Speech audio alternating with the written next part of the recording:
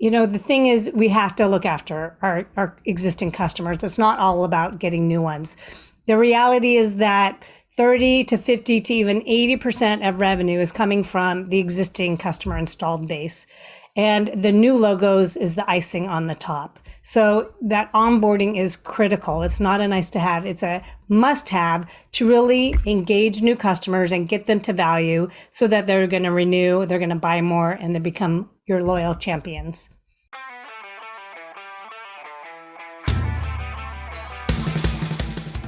Welcome to the B2B Digital Marketer Podcast, a podcast helping you to end your struggle with digital marketing, helping you to pave a new and better path to target and capture your ideal customer. Each week, we teach you how insiders and experts debunk the dreary and become engines of innovation.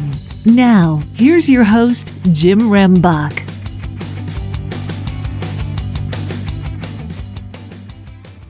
Okay, B2B DM gang. Today we're going to have a great conversation because I would dare to say we may be talking about things that you may not have given consideration in what you do as a digital marketer that's in the B2B world. But I know it's a vital component to you being successful at your job and then your overall organization at growing. It's a tremendous and important growth factor. And so I've got Donna Weber on the show with me. Welcome, Donna. Thank you so much. So Donna is the author of Onboarding Matters, How Successful Companies Transform New Customers into Loyal Champions. And I think if you stop and think about that from a marketing as well as a sales perspective, we know that being able to claim that is of vital importance for us to be able to attract new customers. So it's a retention piece. It's also important for those that are inward focused for us to help to retain our top talent, right? They want to make sure they're working for an organization that is successful in all core and key elements of their business. Is that right, Donna? Absolutely, Jim. So when I started looking at a B2B digital marketer, what should they be asking themselves in regards to the importance of client onboarding to their work? Well, first of all, are they onboarding new customers? Do they have a formal way to engage and enable new customers to be successful with their products? That's what they should be asking themselves. But why is it important to them? I mean, for me, I'm worried on the front end, right? I'm helping with the whole acquisition piece. I'm helping with the whole engagement piece, content sharing and all of that type of work. So why would this component be important to me as a B2B digital marketer? Well, let's compare the buyer journey to the customer journey, Jim. So I call that the customer success bow tie. So on the left is like a funnel we're familiar with, which is called the sales funnel generally. And that's where sales and marketing teams work together. You've got this great digital marketing, great digital content, and you have these touch points to really drive people along a defined journey with the right content at the right time for the right user. Is that correct? We hope. And, sales and marketing teams used to be at each other's throats, but now they work together. They're measuring the leads. They're measuring how long, prospects and leads are in each stage, and then they close the deal. And so they move from this very sophisticated journey. And then what happens? They throw the product over the wall, and then they use hope. They use hope as a strategy. So they hope that customers learn how to use the product. They hope that customers get value. They hope they reach success, even though maybe no one on the customer facing teams know what success looks like. They move from this really great trusted relationship with the sales teams to possibly being handed off from, account manager to implementation consultant to support, to who else knows where. And they jump into the customer journey, which is generally very ad hoc and reactive. So as you start talking about that, I'm starting to think about this journey. And oftentimes we hear people say something about internally that from a client success or customer service perspective, depending on your organization and what they call it, is that I can't deliver upon what was sold. And so there's a potential disconnect. And then you also may have the customer on the other side kind of saying the same thing. Well, you told me I would be able to do this, but it doesn't seem like that's the case. We need to address those problems, don't we? Absolutely. So I built a 6-stage orchestrated onboarding framework, which we'll dive into, but I call it orchestrated because it's all about taking all of those customer facing teams, whether it's along the buyer journey and then the customer journey, and having them work together for the customer to provide a seamless experience, driving them to success. And the reason why onboarding is so important is because, we all know about first impressions. I was doing an interview last week, and I wrote down, someone shared, you had me at hello, right? Like that hello is that important, because what happens is our brain anchors in what happens in that first impression. We anchor in that experience, and we determine whether it's a good or a bad one, whether I'm safe, whether it's a friend or foe. These are all very primal things, but these are things that are happening. And even though we're dealing with companies, even though we're dealing with customers, even though we're dealing with accounts, we're still interacting with people who are having these these brain science things going on, whether they know it or not. And so those first impressions get anchored in.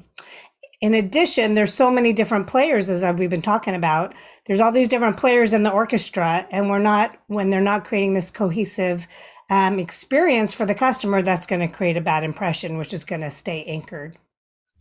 Oh, okay. So I think that's why you say in the book, why do you mentioned that onboarding is the most important part of the customer journey. And I think you kind of started hitting on that and elaborating a little bit. If you can, take that a step further. Well, so first of all, I find it fascinating because there are all these different players involved that traditionally have not worked together for the customer. So, for example, you have sales teams that are compensated and incentivized by their sales numbers, right? Closing deals. You might have implementation consultants, professional services consultants who are incentivized by utilization, right? You might have customer education teams who are incentivized by courses that they deliver. You might have support teams who are incentivized and measured by how quickly they close tickets. And so they're all very focused. They're very siloed. They're very focused on their kind of transactions. But no one's really thinking about the customers. Now we have customer success teams, and they're kind of running around trying to do everything to, quote, delight the customer. And so I find it a fascinating period because there's all these different players involved, but oftentimes they're very inwardly focused and still not thinking about the customer. Then you also have the customer who is never going to be more excited about being successful with your product, except at the very beginning, right? When you buy something new, you're most excited. You have high expectations, and that's why the license can be a churn or renew in those first 90 days. Because if you don't meet those expectations, they're just going to write you off. Well, and they also have a whole lot of anxiety of whether or not it will work, right? Absolutely. So, yeah. So during the beginning, it also depends. Like if you have a long sales cycle, and the customer or the prospect's building this great relationship with a sales rep, and then suddenly they go into this world where they don't know what's happening. They don't know who they're talking to. They're saying the same things over and over again. That's creating a very poor experience. And research shows that, I don't have a stat right in front of me, but that the service people receive is becoming more and more important or more important as the product that is being sold. And that customers are willing to pay more for higher service. So there's been this whole revolution happening in the business to consumer space where consumers are demanding higher levels of service. They're expecting it. And a lot of that is trickling over into the business to business space. So when we're not fulfilling that, when we're not having clear communication, when we're not partnering with our customers, then we're really, then the customer service, their expectations are decreasing, and they end up ruminating in fear and doubt, and they give up. Well, and as you're saying that from a marketing perspective, I now have a greater challenge in regards to talking about, the client successes, the client journeys, the, client impacts, the client value propositions. It's harder to get, those testimonials and things along those lines. It just makes the job a lot harder. Absolutely. Now, when you close that initial sale, everyone wants that new logo. You have an opportunity for 2 additional sales. There's the expansion sale, and then there's the referral sale. So if you don't do well with onboarding, then you're losing those 2 additional sales. Well, that changes the scenario. And one of the things that I actually use with my clients is a valuation model. We provide some lead generation services and marketing services. And one of the metrics that I have in there is that metric about referrals. So if I pick up a new customer, it is a significantly bigger impact to my business if that customer then therefore goes and refers another piece of business. And I need to be tracking that, don't I? Mm-hmm, mm-hmm, absolutely. I have to tell you, I'm wearing a pair of shoes that they're fine shoes, but the company that I bought the shoes from, I had an issue. They issued me a coupon. I used the coupon, and there was challenges around that. Anyway, 3 months later, I'm still trying to get reimbursed for this coupon they gave me. 3 months later, I will never, ever buy their shoes again. Guess what? I'm going to tell people. They're poor. They might have a great product, but they're unbelievable. Poor customer service. It has soured me to never use their product again. I don't trust them. They don't care about me. They don't care about their customer. Well, the unfortunate side, though, is when we're within an organization, we always think that that's the other person's problem, not ours. Okay, so I think also when you start referring to the whole success and focus of this, you mentioned that there are a couple different ways that we need to go about this. First of all, help me understand what is the difference between customer onboarding and implementation. I'm so glad you asked that, Jim, because as I've delved into onboarding, what I realized when I'm talking to companies about onboarding, they are using that word synonymously with implementation, and they're very different. Implementation is all about going live with your product. And while that's very important, because if you don't have a product to use, there's no license to renew, right? But it's not the whole picture. I mostly work with software companies, and most software companies think, okay, it's all about the product. It's all about go live. We've got great features and functions. We need to go live. We check the box. They're done. But what happens is you close a deal, and especially if your product is quite complex, there might be data to migrate. There might be, code to customize. There might be fields to edit. There might be APIs to connect. There might be administrators need to create users and personas. There's a lot to do. So what happens is you close a deal and you jump into the technical weeds. And oftentimes those technical weeds, there's challenges. So one company I worked with, we signed the deal, but then we need the customer's data, and that can take weeks to get. So the customer is sitting there, and I call that the trough of disillusionment. That comes from a Gartner model, where you have these high expectations. We talked about that. Customers are excited about using your product.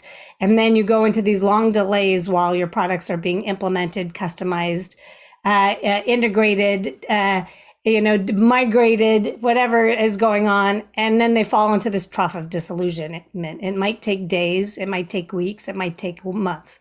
One company I'm working with, it takes them 24 weeks to get their product fully implemented. So, they've gone through this sales cycle. They've been promised all this awesome stuff by the sales reps, and then they're sitting around waiting. And guess what? They're already paying for the product.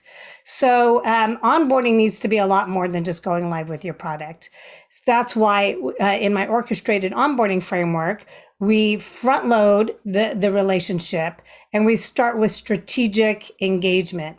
And that means let's talk about your success outcomes, your goals, your objectives. And we start looking at any ways we can start delivering value, even if it's going to take weeks or months to fully go live with the product. So that way customers aren't dwelling in that trough of disillusionment. Well, and I think you break that down a little bit further. So you talk about the difference between account onboarding and user onboarding. So what's the difference between account onboarding and user onboarding? Yeah, so account onboarding is similar to the implementation. It's all about getting the account to go live. It's all about, looking at it from a company perspective. Maybe there's an organization using your product and you're looking at it from the organizational perspective. But the reality is, if there's people aren't using your product in a day-to-day basis to do better at their jobs, then you're missing the mark. So, the reality is people don't care about your products. As much as great as a product it might be, you might be the leader in your category. You might have rolled out some new features and functions. You might be using AI and ML. It's probably a great product, right? But the reality is people just want to do their jobs better. They want to be faster. They want to make more money. They want to save money. They want to be compliant. Those are the main reasons people buy products, right? So if you're not actually getting users enabled, that includes training. That includes focusing on their specific roles. There's a saying called jobs to be done. So if you don't know what their personas are and what they need to specifically do in your product, and you're not driving that behavior, then you're missing out on that whole user onboarding. Many companies, they'll do this kind of general walkthrough of the product, or they'll do a whole kind of feature function overview, but it's not showing me how to do my job. So if I'm a sales rep using Salesforce, for example, I need to know not just here's all the great features Salesforce has, but how I'm going to do my job. If I'm an HR professional, I'm going to be using Salesforce very differently, or a marketing professional, I'm going to be using Salesforce very differently than a salesperson. So there's all these different personas and jobs to be done, and defining a maturity journey. So you're not just throwing everything at them at once, but getting them to some basic use cases and then building upon them. So they're using your product in a more depth and breadth. So it becomes indispensable. That's the goal. The goal is ultimately not to just throw your product at users and hopefully hope they use them. The goal is business transformation. Yeah, and you talk a lot about transformation and change management and all the things that are associated with, having, the client or the customer be successful as well as your organization be successful. So we talk about, the whole acquisition piece, and then the retention piece, the servicing piece, value piece. I mean, there's several different elements, and I think that's where your framework, the orchestrated onboarding framework, comes into play. And so you have 6 steps for that. If you could walk us through these 6 steps. Sure. So there's 6 stages. They're embark, handoff, kickoff, adopt, review, and expand. So the first stage, embark, starts during the sales journey, because it's really important for customers to know the path to success. Oftentimes sales reps are like, just stay out of my business. They don't want anyone post-sales lurking around during the buyer journey. But it's really important, especially if your product is complex and there's a whole journey that they need to embark on with you to get the value from it, then they need to see the path to success. In addition, we started a conversation about all these problems that happen downstream with the implementation and beyond. And oftentimes those can be relieved and resolved when we address things earlier. So we when I'm working with companies where there's all these issues with implementation, it's taking longer. They're having to bring the sales teams back in. They're having to bring the buyer back in because all these expectations are misaligned. We address all that up front. Oftentimes I'll bring the customer success manager in before the deal even closes, so we can start talking success outcomes and really start building that partnership. Next is the handoff. Now, a lot of times, as I said earlier, when we talked about onboarding and implementation being different, companies will close the deal and they jump right into the kickoff. Great. We go into project plans, checklists, technical requirements, data, and it gets very overwhelming and confusing, and that's no way to start a relationship. So the handoff stage includes 2 handoffs. One is an internal handoff and the other is a customer handoff. The internal handoff is really important because oftentimes that sales rep, as we've said many times already, has developed this great relationship with a customer, and they need to pass all the stuff that they know on to the account manager or the customer success manager. So for example, maybe I can look up in my CRM system to know, Jim, this is what you bought, this is how many seats you have.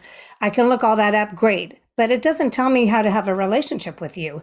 Maybe you're really technical, and the sales rep might say, hey, Jim's real technical, you can go fast, he gets it, he's done this before. That's going to help me, because if I start at the beginning and you're getting frustrated because we're moving too slowly, that's no way to start a relationship. Maybe you're not technical at all. And I worked with a company where one of the users didn't even know how to use a mouse, unbelievably. So maybe you're someone who's like, Jim does not get it. You're going to need to explain everything at least 3 times. That's going to help us start a great relationship if I come in knowing that. So it's some of those nuances around relationships that can be handed off from in this internal handoff. Next is the customer handoff, because too often companies will sell to, so they'll sell, they jump into the kickoff, and the project team is like, we have no idea what was purchased. Who are you people? What do you want from us? We're busy. We've got 5 other things we're working on. And so those project teams need to be aligned as well. So the customer handoff is where we get the stakeholder or the buyer to actually bring in that project team, and they get to hear it from the buyer what was purchased and why. Sometimes products are bought by a procurement organization. And, the people who are going to be implementing and using the product might feel threatened. Oh, if we use this product, I'm going to lose my job. Or, I love my spreadsheet. I've built out all these formatting and formulas. I don't want to use a fancy analytics tool. So we need to get that alignment. And that's so important. Most companies say, no, we're going to skip that. Can't we just, jump, combine that all with the kickoff? But then they have problems downstream. Shall I keep going? Please do. Jump in? Yes, you're on a roll. So then we have a kickoff. And then once we have that relationship established, we've got some strategic alignment, then we can start kicking off. And now we go into the spreadsheets and the project plans and the checklists. And it's all about the implementation, which then moves into the adopt stage. And the adopt stage might be, a day or two, or it might be those 24 weeks. Adopt is all about implementing. But I call it adopt because it also weaves in, there's that user onboarding, user enablement. And the user enablement might be for the different personas. You might have user enablement for the developers at one stage, the admins at another stage, the end users, the business users. You might have the execs and might get a certain kind of onboarding. And your company might need to really address change management, because just because you roll a product out doesn't mean it's going to have an impact. So there's a lot to consider, and that adopt stage is the longest. Then we move to review, which is the 5th stage. And that's where you take a pause to say, hey, how's it going? Here's the success outcomes we define. Where are we? How are we tracking to those? And it's a great chance to ask how your onboarding experience was. So most companies in the B2B world have ongoing reviews, but that initial review is great to learn, to find out is the onboarding, learn how that experience went so you can keep improving. And then we move to expand. Now, expand is kind of ongoing onboarding. In some sense, does onboarding ever really finish? Well, yes, there's that initial onboarding. But expand is like, you got new products, you have new services, you have new releases. And you always need to, just because you have a new product out there doesn't mean your users know how to use it or even that it exists. So are there formal ways you need to onboard the account, the users to what's new? You might have new users. Many companies have huge turnovers. I'm working with a company where they work with nonprofit foundations and federations and huge turnover. So just because we did that account onboarding, we went live, in 3 months, you might have a whole new set of users that need some formal training. And then with the, land and expand, there's this, we talked about that expansion cell. So maybe your company, gets rolled out, you roll out in one organization at a company, but there's opportunities to roll out in additional organizations across large enterprise companies. So, or maybe across a portfolio, So there's that, in that regard, there's always there's new levels of maturity, new ways to use the product so that your users get, the orchestrated onboarding framework is designed to drive your customers to initial value, ideally within the first 30 to 60 days. And then with the expand stage, a lifetime of value. Well, and as you're talking, I'm seeing a lot of different, and I don't want to use the word touch points because, you had talked about that, but there's a whole lot of, relationship opportunities that can reinforce as well as help with the whole, like you say, deepening and scaling and expansion component, where sales and marketing needs to really get back involved, because I don't think we're setting client success up for their own success if we allow them to just kind of figure all that out on their own. Absolutely. Yeah. So then if you have these great relationships and you have good handoffs throughout that, then you can be bringing in the right people at the right time to keep enabling that customer. And then you have those expansion sales as well. Okay. And then I think for me, you kind of put all of this into an opportunity for us to be able to assess, how well we're doing in that in your customer health score. So if you can, please explain, what is a customer health score? So a customer health score is becoming more common, especially in B2B companies. So ultimately, the ultimate metric to know if we're doing well or not is whether that customer renews and if they buy more, right? But that can take time. So some license terms might be a year. Sometimes they're 2 or 3 years, and we can't just sit around wondering if we're going to close the deal or not when it comes time for renewal. So companies are designing and implementing customer health scores as kind of a predictive indicator to know how the customer's doing. And we have leading indicators and lagging indicators. So a leading indicator, well, let me just start with a lagging indicator. Lagging indicator is basically a renewal and net retention, which is like how much are they paying? Are they buying more? Are they downscaling? Are they upscaling? But as I said, so a lagging indicator takes time to know that metric. So a customer health score is built up of leading indicators to help us understand how the account is doing. Now, it really depends on your business what criteria you use. It's what's important.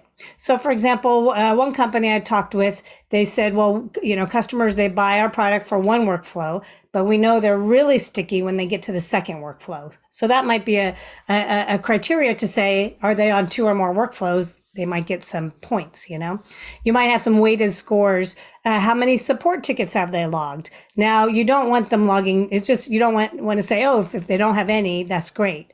No, if they don't have any, they're probably not using your product. So you want to make sure, you want to make sure that they're using your product and logging tickets. But if they're logging a ton of tickets, that's going to be a flag to raise.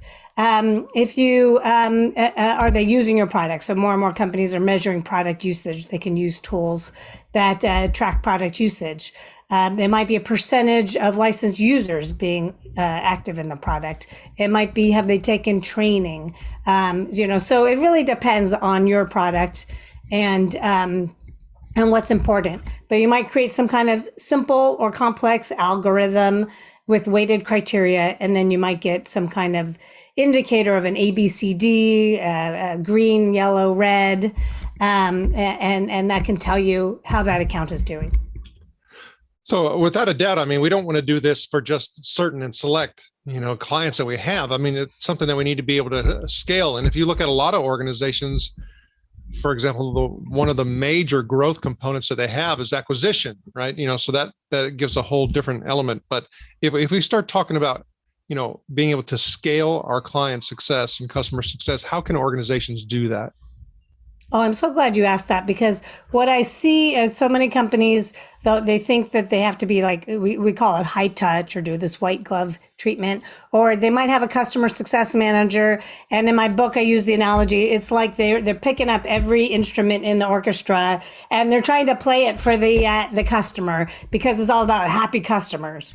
And so, that's no way to scale. And the thing is, as companies build out customer success organizations and customer success managers, as they get injected with some funding, and it generally gets applied to the sales and marketing engine, and then the post-sales customer-facing teams see this tsunami of customers coming at them, and they don't know what to do, because they usually are being, very, they're treating every customer as a special snowflake, So they need to create ways to scale. So I think that's part of what you had talked about. You had mentioned something about reactive heroics, that a lot of organizations are stuck in reactive heroics. What do you mean by that? Oh, well, it means that, one, they're not being, so because they don't have this seamless and proactive and prescriptive framework, which is what the orchestrated onboarding framework is all about, they wait for customers to have problems. So one company I worked with, the customer success managers, the customers were assigned customer success managers, and I interviewed several customers, and they told me that the customer success managers were really great, nice people. But basically they said, okay, your product's live, call me when you have a problem. And customers told me, we don't want problems. And when I talked to the customer success managers, they're like, well, what are we supposed to do? So they don't really get that it's all about being it's about driving customers to value in a very proactive way. So there's several ways to do that. Let me just finish that. So moving beyond reactive heroics means rather than waiting until 60 or 90 or 30 days before a customer renews, realizing they're at risk of churn and helicoptering in the squad that's going to save them and pull out all-nighters. That's why onboarding is so important. You start at the beginning. You understand what their goal outcomes, you drive them to value. So you're not getting to a lot of those reactive heroics in the first place. Well, the other thing you talk about is probably being more mindful and separating out this value that's associated with client onboarding, and maybe even implementing and putting in some premium, types of customer success packages. Can you elaborate on that a little bit? Absolutely. So we talked earlier about, people are willing to pay more for a good customer service. People are also willing to pay more for a curated experience. For example, I meditate most days, and there's all these different meditation apps out there with thousands and thousands of meditations on them. And a lot of them are free or very inexpensive. But there's one that I use where they have curated like some of the best meditation teachers in the world. And they have classes, and it's these, it's highly produced. And I'm paying $100 a year for that, which is a lot for a phone app. But it's a curated experience. I'm paying for it. So the reality is customers are willing to pay for a good experience.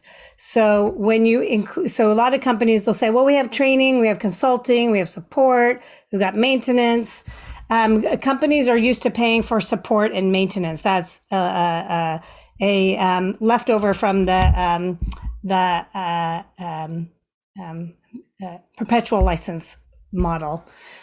So they're used to paying something kind of every year to cover that, but that's all very reactive. So I recommend that companies put together a proactive, prescriptive package that gives customers everything they need. So for example, one company I'm talking to, they're like, well, we need a course to teach users how to migrate their data into the product. And I said, well, how often do they do that? Oh, just once. Well, they don't need training, just do it for them. So charge them, do it for them. Take a look at all of those blockages you have to getting customers to value and do it for them. Charge a premium for that. You may not be able to charge, the same amount. You might have different packages for your enterprise customers, your mid-size, your small, but take some of those barriers out and do it for them. In the initial year, you can charge for onboarding, training, some of these migration packages. You might have managed services where you're taking care of, like you have an outsourced admin for them. You create campaigns for them, depending on what your product is. But years 2 and beyond, you could have additional training for new users, some health checks, performance tuning, really helping them to again, we talked about business transformation. Providing a value, you're helping them see around corners and transform their business as a result of using your product. Then you're not counting hours. Well, we already met with them 3 hours. They only get 4, you charge for that. So then you can, be confident you're providing the right services. And from an organizational standpoint, you're not seen as a cost center, and you can get the resources you need to provide the best services possible for your customers. So as you're talking through that, I start thinking about, the whole sales and marketing aspect of being able to identify who would be a prime, candidate or customer or ideal customer for my premium services. We need to know that on the front end, don't we? Absolutely. Yeah. So you don't like close a deal and then like, hey, now we got a whole other thing to sell you. Yes. So that is, yeah, and in the book, I go into creating go-to-market plan, and, it needs to be part of the sales and marketing process. It's not just something you throw to customers afterwards. Absolutely. Okay. But I do want to just add something, because oftentimes companies think, well, those premium packages are good for the enterprise companies because they can afford them. But sometimes it's the smaller companies that need the most help. So the smaller customers don't have a whole team of people who can implement your product or even use it. They probably don't have a dedicated admin. They have so much going on. One person's wearing so many hats. Sometimes they need more help. So think about those smaller customers and how you might provide some additional services to really help them to get value from your product. And, if there's ways to scale that where, you might, rather than having a dedicated customer success manager, you have a pool of customer success managers, or maybe you have some self-paced, approaches, or some ways to batch things so it can be, very scalable and affordable for them. But sometimes those smaller companies are the ones that need the most help. That's a very valid point. Oftentimes we overlook that to be able to say, well, it's only going to be at this particular level, or this particular revenue, or this particular head count, or this, even for that matter, even a particular industry. And we don't see it, like you were saying, from that customer's perspective and the things that they're going to have to do in order to be able to find their way to success. And maybe that's it. We should help make it easier for them to find their way to success, and that be a driver for us. Absolutely. Make it, thinking about like, what are the blockages? What are areas that customers get stuck? How can we maybe start those sooner? Well, I mean, one company I'm working with, they provide a marketing platform for real estate agents, and it takes them sometimes weeks to get their MLS listings integrated. So as soon as the deal closes, now we're having the customer fill out a form where they give all that data. So we're like, as soon as the deal closes, so we can get that thing that happens, and that's going to be automated. So as soon as the deal is closed in the CRM, is going to trigger this email and a link to the form. So that's a way to scale, like some of this tech touch. So we can start to remove those barriers. Okay. So I'm sitting here and I'm getting, for many of us, this is new information and new considerations and thought process. And I already have the way that I've been going about my business if I'm a B2B digital marketer. If I start saying that, hey, COVID has made some shifts and there's a lot of implications that are now affecting me, what are some of the things that they need to be thinking about that have to become part of what they do that they didn't consider before? Well, I have a whole chapter dedicated to listening to the customer. So you cannot design customer-facing services, offerings, like onboarding, unless you really know what your customers want and need. So the first thing is to listen to your customers. I mean, especially now, some companies are thriving, some are are surviving. So, you need to know how they're doing. Pick up the phone and listen. And it's not about showing them your roadmap. It's not about trying to sell them something. It might help to engage a third-party expert. So I do this a lot for companies I work with because I'm there to listen. I've got nothing to gain or lose by them telling me things wonderful or horrible. But I recommend listening to at least 5 customers, 5 to 10. I often see trends. And, for 20 to 30 minutes, it's very short. You might need to, give them a little incentive, like a gift card or something. But listen, find out, hey, what's working, what's not working? How's your business impacted? And that's the most important thing. And then that's also going to help you understand the value that you can provide. What's that initial value? What's that initial aha? What's that magic moment? What's that moment of truth? Those are all different terms for initial value that customers gain from using your product. But right now you can have some empathy, some compassion, reach out, find out how they're doing, and listen. And then you're not going to make changes from what one person tells you, but once you've talked to 6 to 10, you start to see trends. and you see what's really important to them. And that's the key to innovation. So when I worked at an analytics company, internally, the perception was every customer was that special snowflake, and that we had to have expensive resources to engage with every account, really expensive technical experts. That makes it really hard to scale. So I didn't believe that. But so I interviewed a bunch of customers, and I heard over and over again the exact words, we don't need a technical expert. We need a quarterback to guide us along the journey.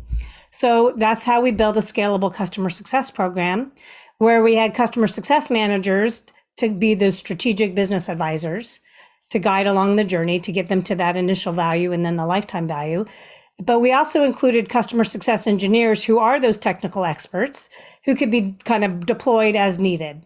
But they weren't, but it allowed us to scale because we could, those CSMs could have several accounts, and those CSEs could be deployed just as needed. So as you're talking, I started thinking about some of the changes that are now our new realities that we must deal with. So if you start thinking about, you talked about the bow tie, and we start referring to that whole buyer journey, how has it changed most significantly that we must be aware of when it comes to onboarding and overall client success?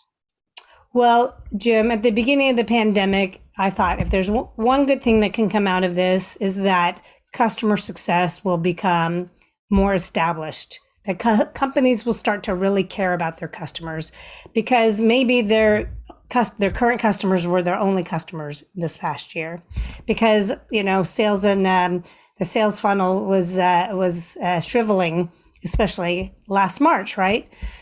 And what I'm seeing now is customer success organizations are thriving. Customer success leaders are busy. My colleagues who have customer success services organizations are busy. So, the thing is, we have to look after our existing customers. It's not all about getting new ones. The reality is that 30 to 50 to even 80% of revenue is coming from the existing customer installed base. And the new logos is the icing on the top. So that onboarding is critical. It's not a nice to have, it's a must have to really engage new customers and get them to value so that they're going to renew, they're going to buy more, and they become your loyal champions. Donna Weber, I've had a fun time chatting with you today, and thank you for sharing your insights. How can the B2B DM gang get in touch with you? Well, just go to donnaweber.com. That's DonnaWeber.com. Donna Weber, thank you for sharing your knowledge and wisdom, and we wish you the very best.